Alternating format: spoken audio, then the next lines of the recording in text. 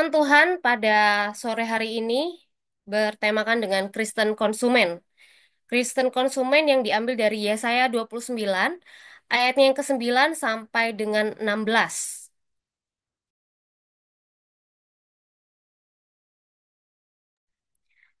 Dari Yesaya 29, ayat 9 sampai 16.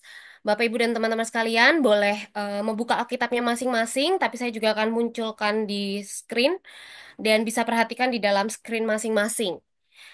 Yesaya 29 ayat 9 sampai 16 saya bacakan.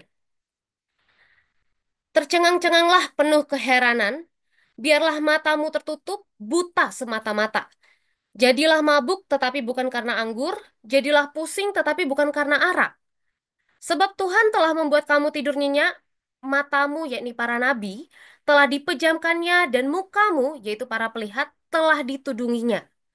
Maka bagimu penglihatan dari semuanya itu seperti isi sebuah kitab yang termeterai. Apabila itu diberikan kepada orang yang tahu membaca dengan mengatakan, "Baiklah, baca ini." Maka ia akan menjawab, "Aku tidak dapat, sebab kitab itu termeterai." Dan apabila kitab itu diberikan kepada seorang yang tidak dapat membaca dengan mengatakan, "Baiklah, baca ini." Maka ia akan menjawab, "Aku tidak dapat membaca." Dan Tuhan telah berfirman, oleh karena bangsa ini datang mendekat dengan mulutnya dan memuliakan aku dengan bibirnya, padahal hatinya menjauh daripadaku dan ibadahnya kepadaku hanyalah perintah manusia yang dihafalkan, maka sebab itu, sesungguhnya aku akan melakukan pula hal-hal yang ajaib kepada bangsa ini, keajaiban yang menakjubkan, hikmat orang-orangnya yang berhikmat akan hilang, dan kearifan orang-orangnya yang arif akan bersembunyi. Celakalah orang-orang yang menyembunyikan dalam-dalam rancangannya terhadap Tuhan, yang pekerjaan-pekerjaannya terjadi dalam gelap sambil berkata, "Siapakah yang melihat kita dan siapakah yang mengenal kita?" Betapa kamu memutarbalikkan segala sesuatu. Apakah tanah liat dapat dianggap sama seperti tukang periuk?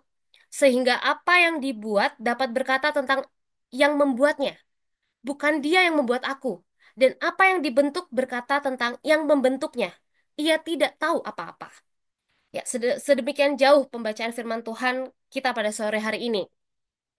Em, Baru-baru ini saya baru dari pantai Bapak Ibu, saudara sekalian.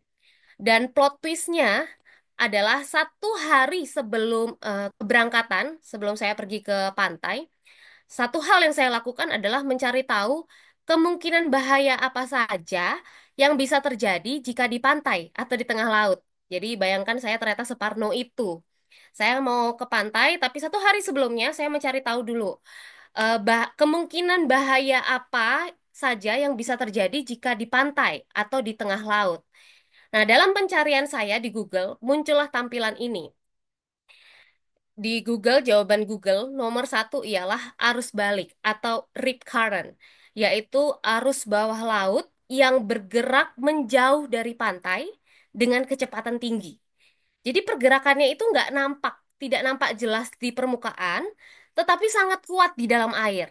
Jadi kalau kita lihat di permukaan kayaknya tenang-tenang saja, tapi sebenarnya arus balik ini bergeraknya di dalam air, di dalam laut.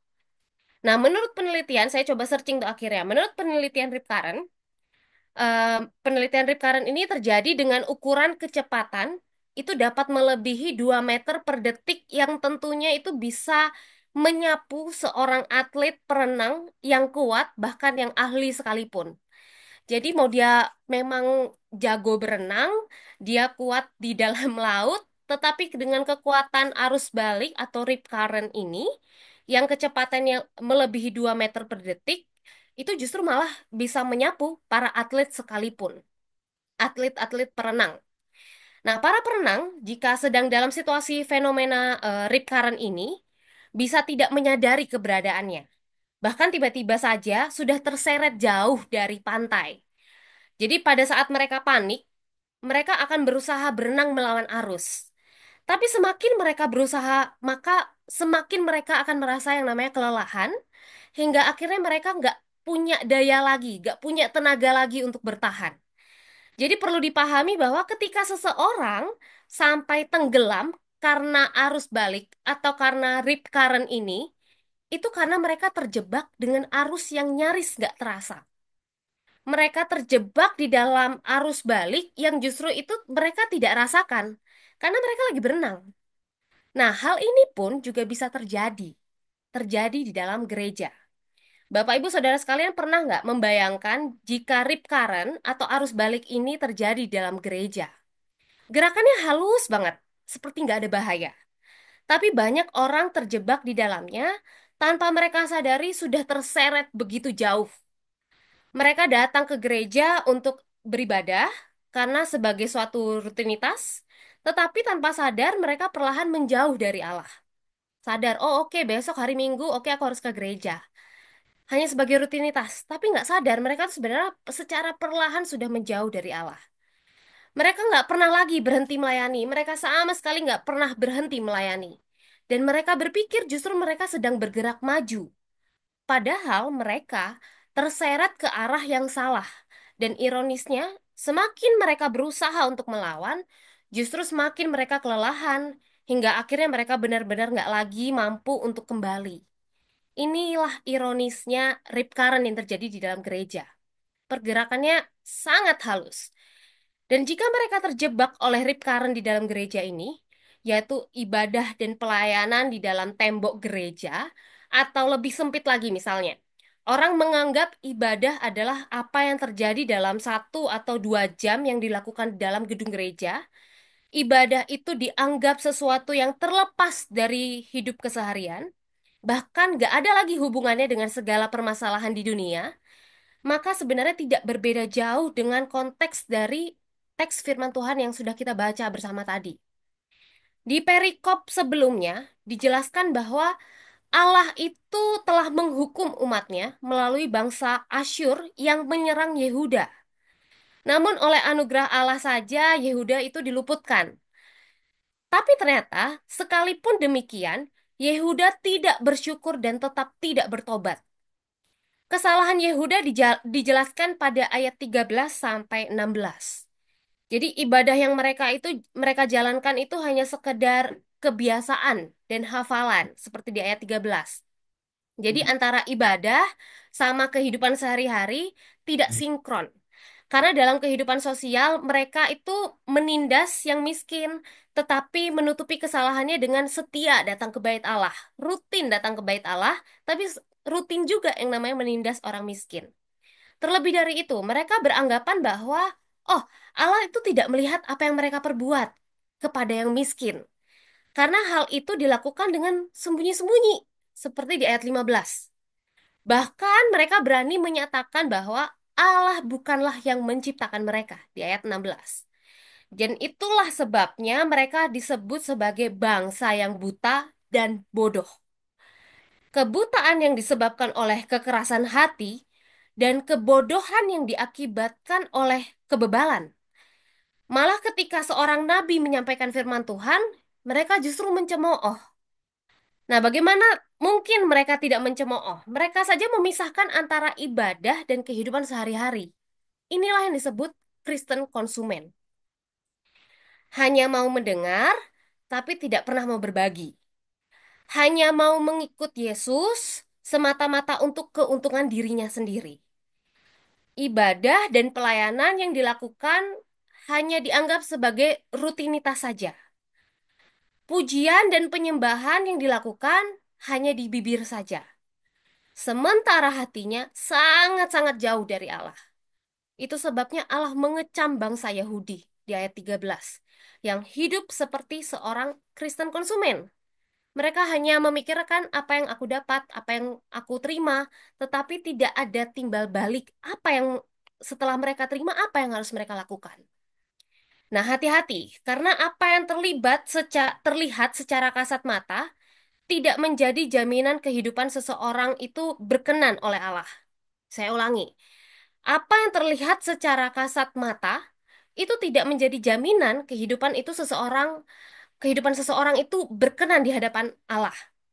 Mungkin kita hidup di sekitar orang-orang yang kelihatannya aktif di dalam beribadah dan pelayanan, namun tidak menjamin mereka hidup berkenan di hadapan Allah. Kita pun berpotensi kita pun berpotensi berperilaku seperti orang-orang Farisi, di mana ibadah dan pelayanan kita kepada Allah bisa jadi hanya sebatas kewajiban tanpa mengenali maknanya. Maka semestinya kita perlu terus ingat dan diingatkan terus mengenai ibadah dan pelayanan yang otentik supaya kita tidak menjadi seorang Kristen konsumen. Untuk itu perlu disadari bahwa orang-orang yang formal dan munafik dalam praktek penyembahan mereka tanpa penglihatan rohani berpikir untuk menyembunyikan rencana mereka dari Allah hanyalah mendatangkan penghukumannya atas dirinya sendiri. Hanya mendatangkan penghukuman Allah untuk dirinya sendiri. Nah, untuk itu, jika demikian, apa yang dapat kita lakukan supaya tidak terperangkap dengan menjadi seorang Kristen konsumen? Kita akan bahas bersama-sama. Yang pertama yaitu tidak menjadi orang bebal, seperti di ayat 9 dari ayat 9 sampai 12. Lalu yang kedua, tidak menjadi orang Farisi, ayat 13 sampai 14 dan tidak menggunakan rancangan pribadi, ayat 15 sampai 16. Kita perhatikan dulu yang pertama, yaitu tidak menjadi orang bebal, ayat 9 sampai 12. Saya rasa Bapak, Ibu, dan Saudara sekalian pasti setuju juga dengan tanggapan saya ini, yaitu apabila di dalam suatu bangsa memiliki banyak tokoh agama yang menjalankan tanggung jawabnya dengan semestinya lah, seperti memberitakan Injil, melayani dengan kasih, menyuarakan keadilan, dan lain sebagainya, maka tentulah bangsa tersebut pasti memiliki umat yang bijaksana dan berkenan di hadapan Allah. Namun, hal ini justru bertentangan dengan bangsa Yahudi, yang dimana mereka memiliki kaum Lewi yang mengajarkan akal budi yang baik dalam melayani Tuhan, bahkan didukung oleh Hizkia untuk melakukan itu, tertulis dalam 2 Tawarik 30 ayat 22. Bukan hanya itu, mereka juga memiliki para nabi yang menyampaikan pesan dari Allah secara langsung dan menerangkan kepada mereka apa yang menjadi penyebab serta juga dampak dari ketidaksenangan Allah terhadap mereka. Kurang apa coba bangsa Yahudi ini? Kurang apa? Mereka memiliki kaum Lewi, bahkan didukung oleh Hizkia. Mereka punya para nabi.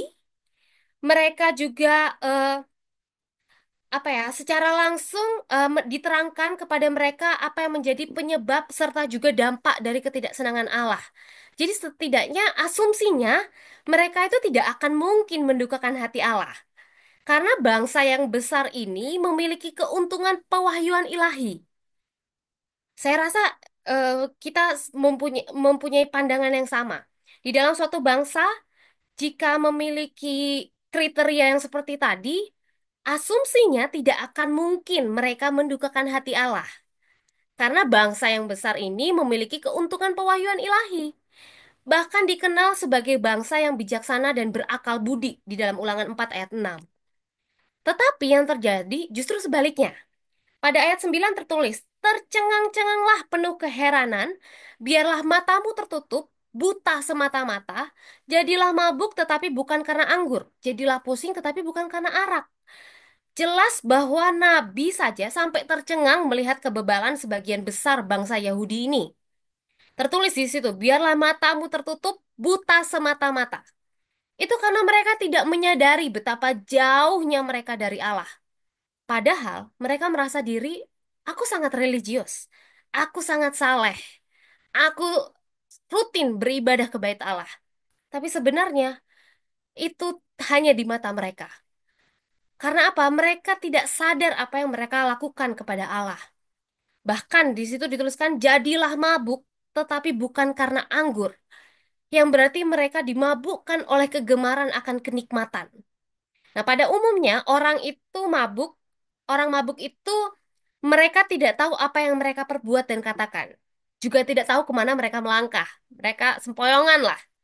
Ya berarti ya berarti benar sebenarnya. Mereka tidak peka dengan semua teguran Allah yang diberikan kepada mereka. Seperti di dalam Amsal 23 ayat 35. Orang memukul aku tetapi aku tidak merasa sakit, kata si pemabuk.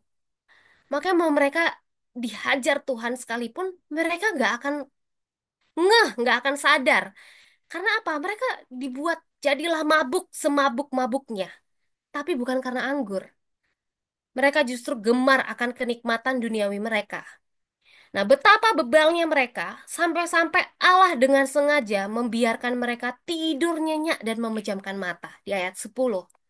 Padahal sebelumnya Allah minta mereka untuk terus berjaga-jaga loh akan segala sesuatu, tetapi sebaliknya Allah meminta mereka untuk tidur roh, tidur aja, tidur dengan nyenyak, nikmati segala kegelapan dibandingkan terang yang Allah berikan kepada kamu. Inilah penghakiman dari Allah. Penghakiman dari Allah untuk mereka yang bebal.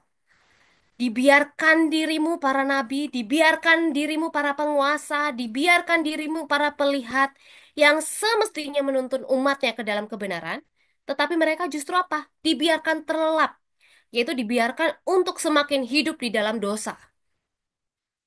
Jadi semua sarana yang telah diberikan seperti menyadarkan, pengetahuan, kasih karunia yang diberikan kepada mereka dan yang mereka dapatkan justru tidak memberikan hasil apa-apa dan tidak mencapai sasarannya. Seperti yang tertulis di ayat 11 sampai 12, yaitu sebagai kritik tajam terhadap kebutaan rohani umat Israel. Khususnya siapa? Para nabi, para penguasa, dan para pelihat. Mengapa demikian? Karena jelas tertulis di ayat 11a, maka bagimu penglihatan dari semuanya itu seperti isi sebuah kitab yang termeterai. Maksudnya ialah, jadi firman Tuhan yang mereka peroleh itu tidak dapat dimengerti dan diterima karena sikap hati mereka yang keras dan buta rohani. Padahal sebenarnya mereka ini saling memiliki di antara mereka untuk memahami, untuk belajar bersama-sama, tetapi tidak pernah cukup berhikmat untuk memahami firman Tuhan tersebut. Bahkan Yesaya sudah pernah menyampaikan penglihatannya, tetapi makna dari penglihatan Yesaya diabaikan juga oleh mereka, para nabi, para penguasa, para penglihat. Maka sebenarnya mereka ini tahu, tetapi tidak mau menyelami lebih jauh. Mereka dengar, tetapi memilih untuk tidak menelusuri lebih jauh. Atau juga mereka mengerti sedikit, tetapi berhenti di situ saja. Mereka sudah melihat banyak tanda-tanda, tetapi memilih untuk mengabaikannya. Dan mereka bisa membaca, tetapi memilih untuk menolak firman Tuhan. Itulah kebebalan umat Yahudi, bangsa Yahudi. Dan ini tidak hanya dikhususkan bagi mereka yang punya latar belakang sebagai orang terpelajar saja, melainkan termasuk bagi mereka juga yang adalah kaum awam, tetapi tidak berkeinginan untuk memahami firman Allah. Apakah pola seperti ini masih ada di antara orang percaya saat ini, di sekitar kita? Memiliki mental sebagai Kristen konsumen yang bebal, padahal sudah banyak peringatan, ajaran, fasilitas yang diberikan, tetapi menolak untuk menerimanya, bahkan menolak untuk menghidupinya. Em, Layaknya sebuah ilustrasi lah, layaknya sebuah ilustrasi seseorang yang menerima notifikasi dari aplikasi kesehatan yang ada di handphone atau di smartwatch-nya. Jadi kan kalau zaman sekarang tuh biasanya mereka menghitung langkah. Aku hari ini udah langkah berapa ribu ya. Nah, itu biasa kan mereka menggunakan aplikasi kesehatan dari HP-nya atau dari jam tangan smartwatch-nya gitu. Nah, bahkan bisa mendeteksi kesehatan apa yang ada di dalam dirinya. Misalnya detak jantungnya melemah ataupun misalnya ada gangguan tertentu itu akan ada notifikasi muncul. Nah, misalnya seperti ilustrasi ini. Jadi seseorang ini menerima notifikasi aplikasi kesehatan di handphone atau di smartwatch-nya. Terdapat nih keterangan, detak jantung Anda tidak stabil. Mohon periksa lebih lanjut. Nah, misalnya seperti itu ya, muncul notifikasi, detak jantung Anda tidak stabil. Mohon periksa lebih lanjut. Namun apa yang orang ini lakukan? Ia hanya membaca sekilas, bahkan sempat merasa cemas. Ya ampun, oh detak jantung aku lagi nggak stabil. Tapi action selanjutnya apa? Dia hanya mengatakan, ah yaudahlah bisa nanti. Selesaikan kerjaan dulu, aku lagi sibuk nih. Pengabaian pertama. Lalu berlanjut lagi seminggu kemudian muncul nih notifikasi yang sama. Tapi dia menyampaikan, aduh masih banyak lagi kerjaanku nanti aja lah. Sambil minum kopi, susu manis itu enak banget supaya matanya tetap terjaga mengerjakan tumpukan tugas yang begitu banyak. Hal ini itu terus berulang. Notifikasi terus muncul, tetapi alasan berulang selalu ada. Kemudian berlanjut dengan pengabaian notifikasi yang diterima. Lalu aplikasi ini ditutup dan lanjut mengerjakan aktivitasnya sambil minum kopi susu. Panas, itu enak banget. Nah, hari demi hari ini kan terus berlanjut ya, begitu terus. Notifikasi serupa muncul beberapa kali, muncul terus, tapi dia tetap memilih untuk diam, mengabaikan. Dia tahu ada yang tidak beres di dalam dirinya, kesehatan dirinya, tapi tidak mau mencari tahu lebih jauh.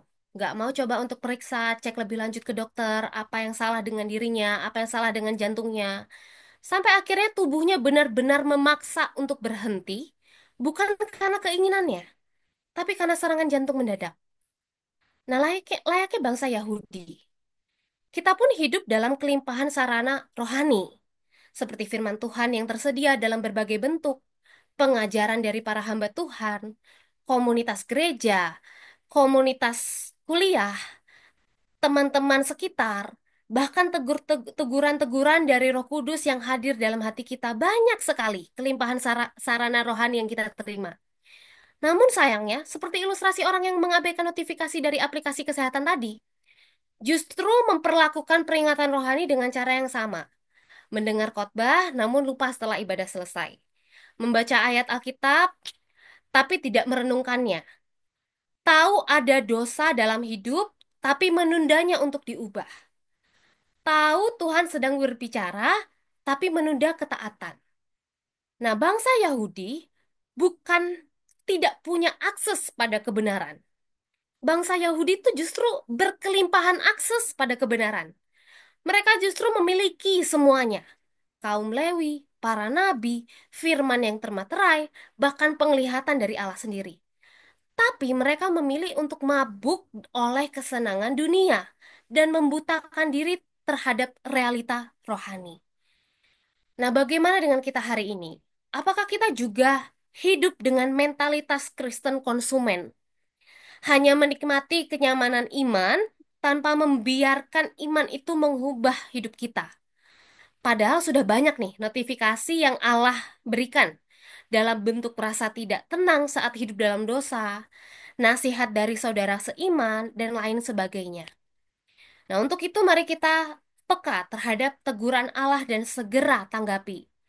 Jangan menunda bahkan menjadi bebal. Jangan bangga karena tahu banyak, sebab pengetahuan tidak menyelamatkan bila tidak dihidupi dalam kebenaran. Dan yang terakhir, berhenti menjadi penonton. Jadilah pelaku firman, bukan hanya pendengar.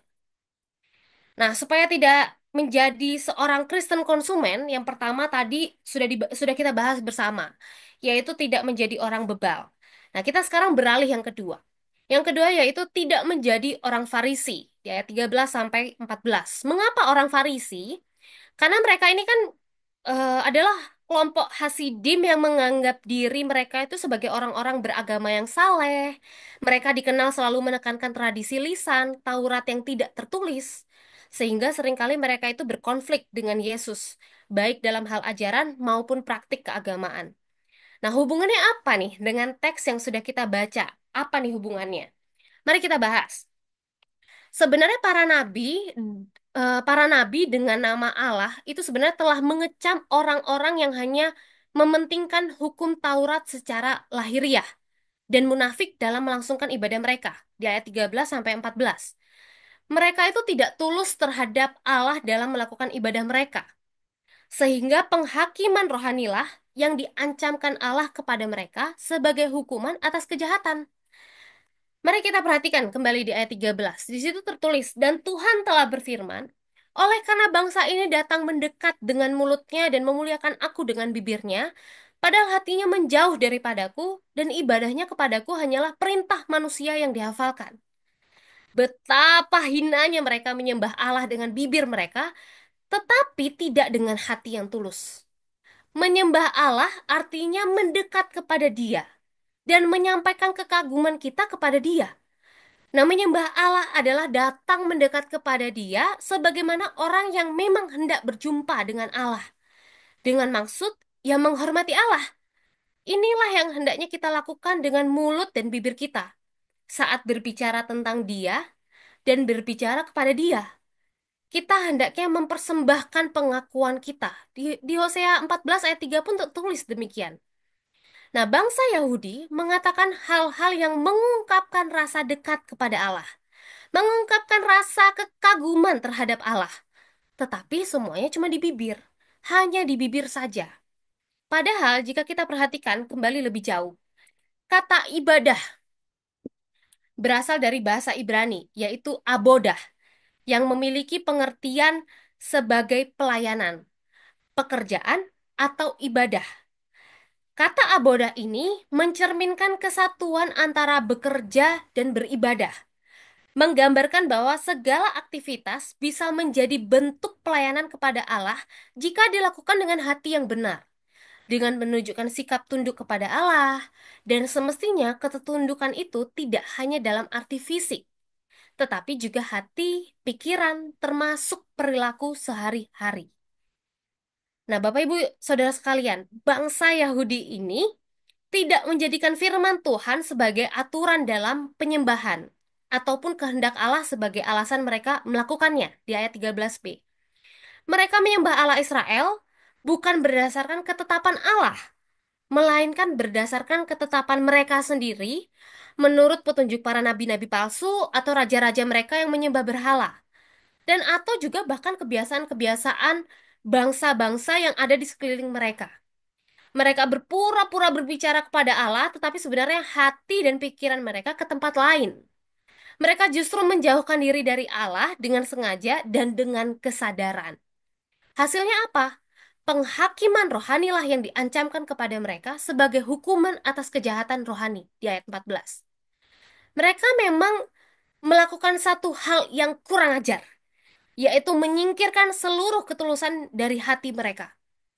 Maka Allah pun akan meneruskannya dan melakukan hal lain, yaitu dengan menghapuskan seluruh hikmat dan kecerdasan dari kepala mereka. Bayangkan, yang pertama tadi mereka mendapatkan fasilitas yang begitu sempurna. Orang Lewi, para nabi, dan segala macam. Ditambah lagi di sini, mereka tuh sebenarnya adalah orang-orang yang berhikmat, karena mereka punya fasilitas tadi. Mereka diberikan hikmat dan kecerdasan. Tetapi karena kebebalan mereka, karena kemunafikan mereka, justru apa? Allah pun meneruskannya dan melakukannya. Yaitu apa? Menghapuskan seluruh hikmat dan kecerdasan dari kepala mereka. Mereka main-main sih dengan kemunafikan. Berpikir dapat menipu Allah mereka.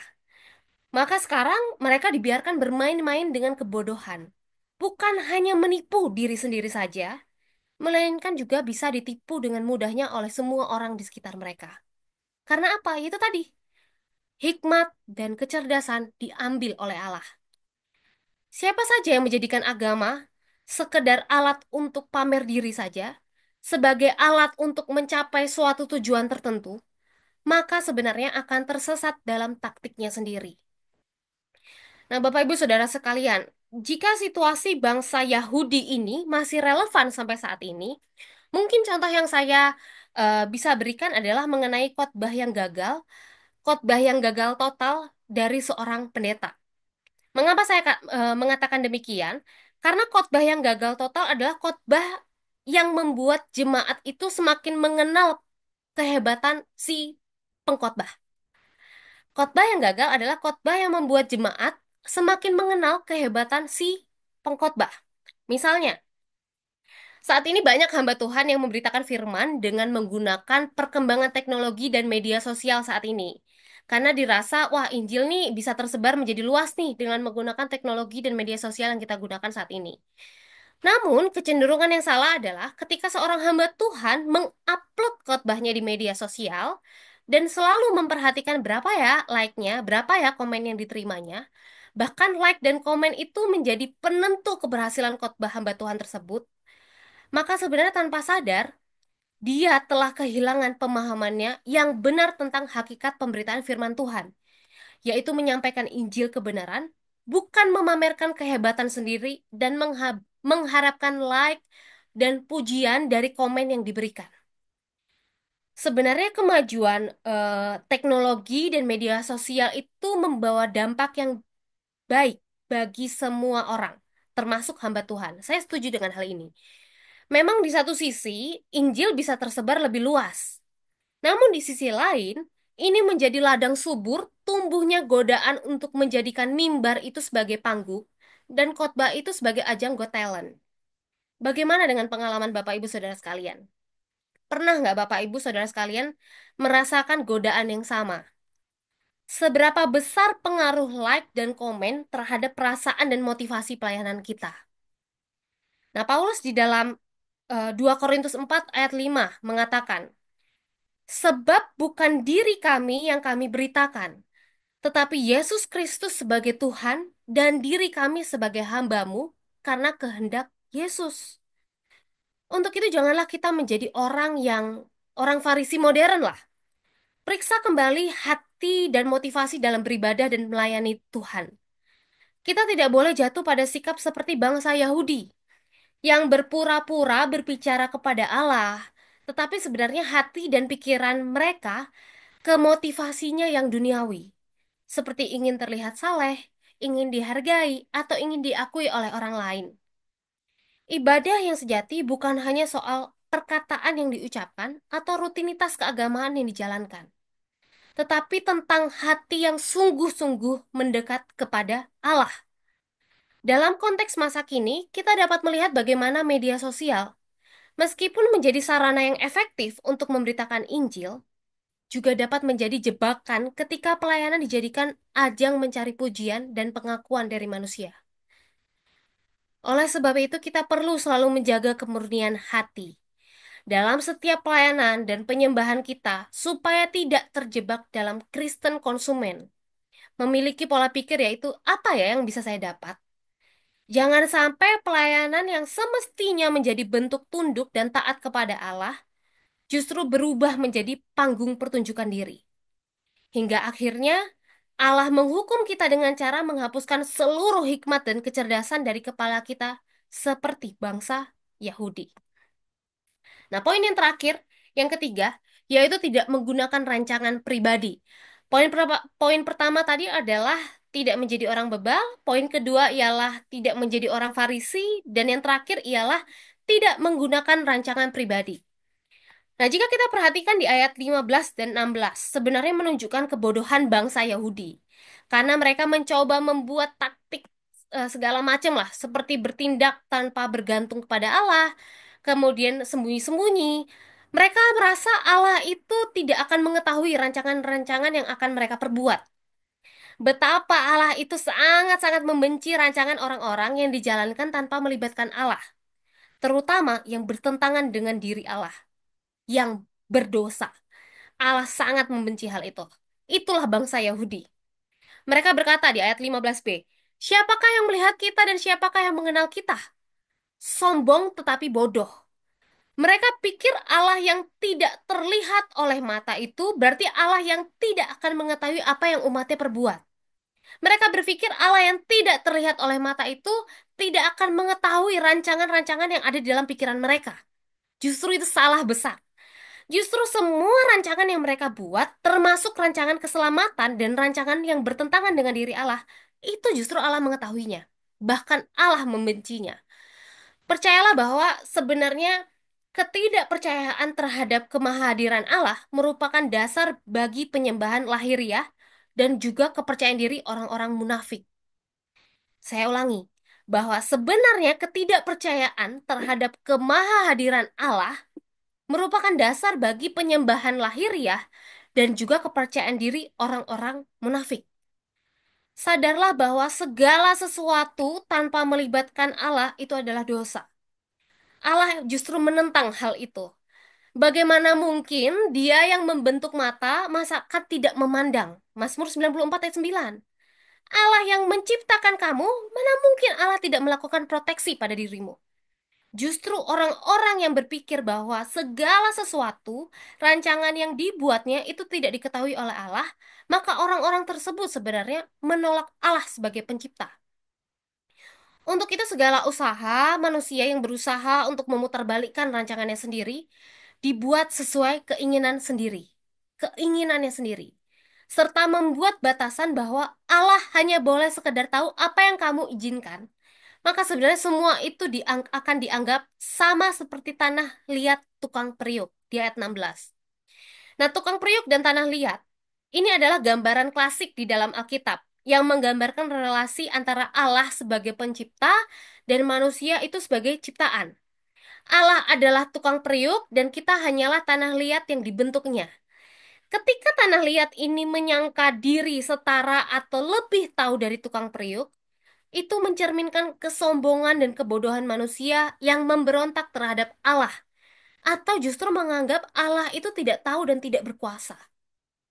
Oleh sebab itu di ayat 15 sampai 16 ini sebenarnya menegur manusia yang menganggap diri bijak dalam pandangan sendiri, tetapi tidak tunduk pada hikmat dan rencana Allah. Ini adalah peringatan supaya kita sadar posisi kita sebagai ciptaan yang terbatas dan bahwa kita semestinya percaya pada kehendak dan kebijaksanaan Allah yang jauh melampaui pengertian manusia. Sebagai penutup, Bapak Ibu Saudara sekalian, saya hendak mengingatkan kembali bahwa menjadi umat Allah bukan sekedar perkara hadir di gereja atau menjalankan rutinitas keagamaan dan pelayanan. Yesaya 29 ayat 9 sampai 16 ini menegaskan bahwa ibadah yang sejati menuntut hati yang tulus, hidup yang sepadan, dan kerendahan hati untuk tunduk pada rancangan Allah. Allah bukan hanya mengamati dari kejauhan, tetapi mengenal setiap hati dan menilai motivasi terdalam kita masing-masing. Maka janganlah kita menjadi bebal seperti bangsa Yahudi yang tahu tetapi memilih menutup mata. Jangan pula menjadi orang Farisi modern yang tampak saleh di luar namun hampa di dalam, kosong di dalam. Dan jangan pernah menggantikan rancangan Allah dengan strategi pribadi yang kelihatannya bijak namun sebenarnya menyesatkan. Allah adalah tukang periuk dan kita hanyalah tanah liat. Maka biarlah hidup kita dibentuk oleh tangan Allah, bukan melawan pembentukan itu. Kiranya setiap ibadah kita, setiap pelayanan kita, dan seluruh hidup kita menjadi cerminan dari hubungan yang sejati dengan Allah. Bukan sekedar konsumen rohani, tetapi penyembah yang hidup yang menyenangkan hati Allah.